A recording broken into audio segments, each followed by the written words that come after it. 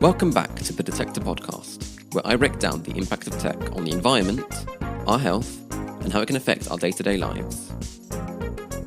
I'll also be discussing some of the latest tech news and innovations, along with how to make the most of the gadgets that we use every day. I'm your host, Scott Hickman, founder of Detechtor.com, a blog that covers these topics. So get ready to learn about the technology that surrounds us and how it's impacting our lives.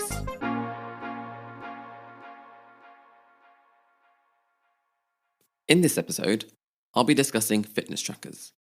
Nowadays, 1 in 5 Americans owns a fitness tracker, whether it's a Fitbit, Garmin, Xiaomi Mi Band, Apple Watch, or other similar devices. People love the idea of a new gadget that they need to buy, in this case to get fit. But the question of whether or not these devices actually work is definitely up for debate. So let's have a look at what the science is saying. There have been several studies that have discovered that fitness trackers won't necessarily help you get fit faster than simply doing it on your own. In 2016, the Journal of American Medical Association published a 2-year study from the University of Pittsburgh aimed at comparing technology-enhanced weight loss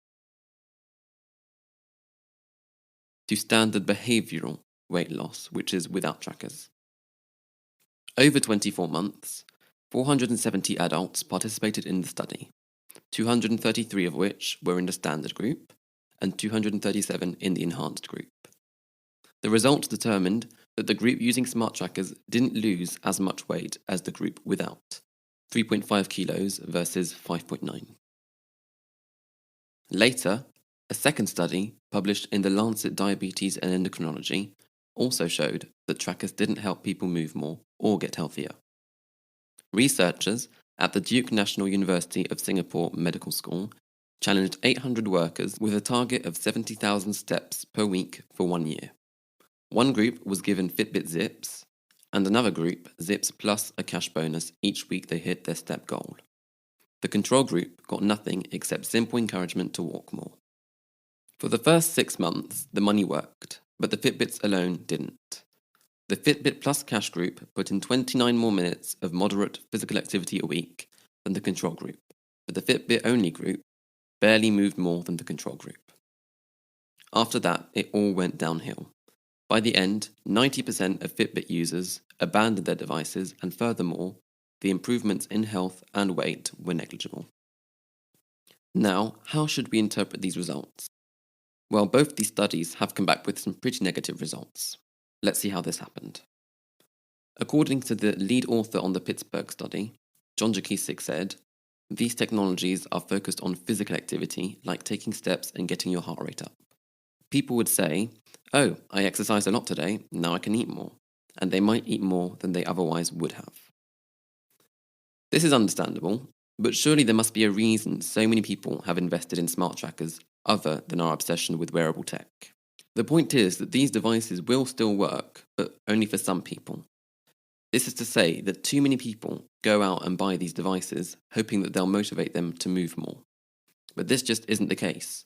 Consumers misperceive what are in fact data trackers as motivational tools.